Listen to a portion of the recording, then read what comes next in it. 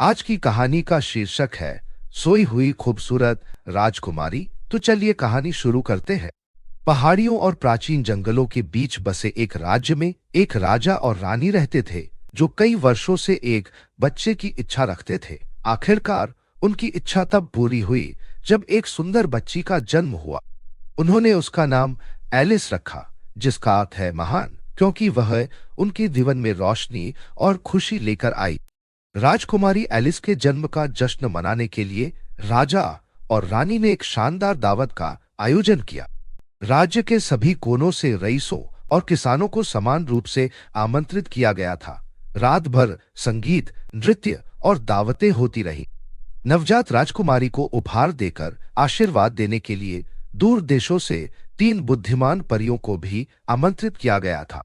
पहली परी ने एलिस को सुंदरता का उपहार दिया, जिससे यह सुनिश्चित हुआ कि वह बड़ी होकर पूरे देश में सबसे सुंदर युवती बनेगी। दूसरी परी ने उसे दयालुता का उपहार दिया, जिससे उसका दिल दूसरों के लिए करुणा से भर गया। लेकिन जैसे ही तीसरी परी अपना उपहार देने ही वाली थी, दावत में एक बिन बुलाया मेहमान आ गया, एक दुष्ट परी जिसे आमंत्रित नहीं किया गया था। इस बात से क्रोधित होकर दुष्ट परी ने एलिस को शाप दिया, तुम्हारे 16वें जन्मदिन पर तुम चरखे की धुरी पर अपनी उंगली चुभावोगी और मर जाओगी। उसने घोषणा की। एक कर्कश ध्वनि के साथ वह राजा और रानी और उनके मेहमानों को सदमे और निराशा में छोड़कर हवा में गायब हो गई। तीसरी परी, जिसने अभी तक अपना उपहार नहीं दिया था, आगे बढ़ी। हालांकि वह श्राप को खत्म नहीं कर सकी, लेकिन उसके प्रभाव को कम कर सकती थी। उसने कहा, मरने के बजाय एलिस एक गहरी नींद में सो जाएगी जो 100 साल तक चलेगी, और उस दौरान पूरा राज्य उसके साथ सोएगा जब तक कोई सच्चा प्यार करने वाला राजकुमार नहीं आता। अपनी प्यारी बेटी की रक्षा के लिए दृढ़ संकल्पित राजा और रानी ने राज्य में सभी चरखों को नष्ट करने का आदेश दिया। उन्होंने किसी को भी सूत काटने से मना किया। परियों ने अपने जादू से राजकुमारी को जंगल के भीतर एक एकांत मीनार में छिपा दिया। वहां वह अपना 16वां जन्मदिन बीतने तक छिपी और सुरक्षित रहेगी। साल तेजी से बीत गए और राजकुमारी एलिस एक सुंदर और दयालु युवा युवती बन गई। वह उस श्राप से अनजान थी जो जन्म के समय उस पर लगाया गया। परियों ने उसे प्रकृति, संगीत और कला के चमत्कारों के बारे में सिखाते हुए टावर में पाला। एलिस की हंसी से वातावरण गूंज उठा और उसकी दयालुता ने उन सभी के दिलों को छू लिया जो उसे जानते थे। अपने 16वें जन्मदिन की पूर्व संध्या पर एलिस को अपने दिल में एक अजीब सी बेचैनी महसूस हुई। वह टावर की दीवारों से परे जंगल में छिपे राज्य को देखने की इच्छा रखती थी। एक बूढ़ी औरत का भेष बनाकर दुष्ट परी जंगल में चली गई। वहां उसकी नजर उस टावर पर पड़ी जहां एलिस छिपी हुई थी।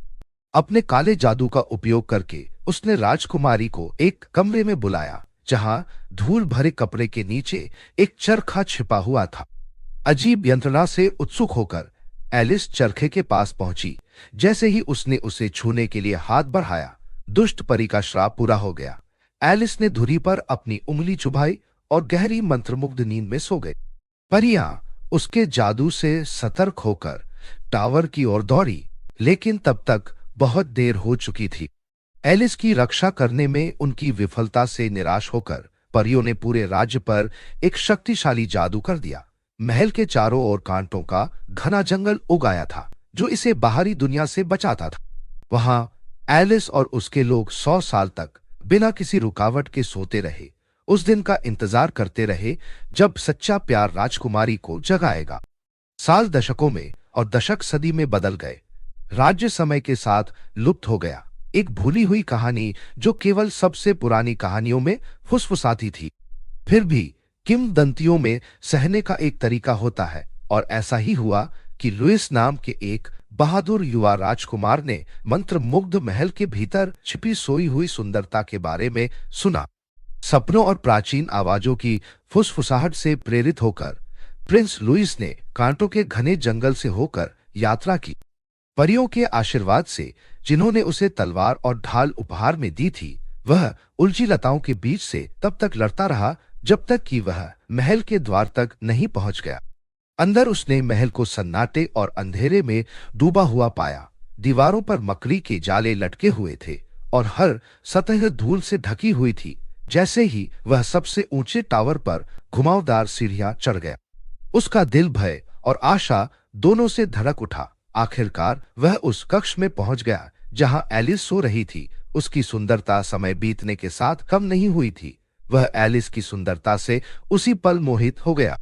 उसे गहरी नींद में देखकर प्रिंस लुइस आगे की ओर झुका और धीरे से उसका हाथ पकड़ा। उस पल में एक जादुई चमक ने उन्हें घेर लिया और एलिस अपनी गहरी नींद से जाग उठी। उसकी आंखें खुल गई और वह आश्चर्य और कृतज्ञता से राजकुमार की ओर देखने लगी। जैसे ही श्राप टूटा, वैसे ही वह जादू भी टूटा जिसने राज्य को नींद में बांध दिया था। महल के हर कोने से राजा और रानी, परियां और राज्य के लोग जाग उठे।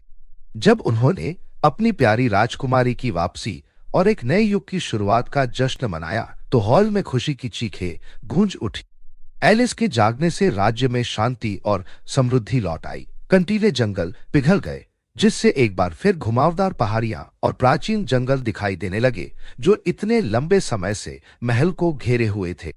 प्रिंस लुइस और राजकुमारी एलिस की शादी एक भव्य समारोह में हुई, जिससे उनके राज्य और उनके दिल एक हो गए। और इस तरह राजकुमारी एलिस की कहानी एक किंवदंती बन गई, जो प्रेम की शक्ति और परियों की कहानियों के स्थायी जादू के प्रमाण के रूप में पीढ़ियों से चली आ रही है।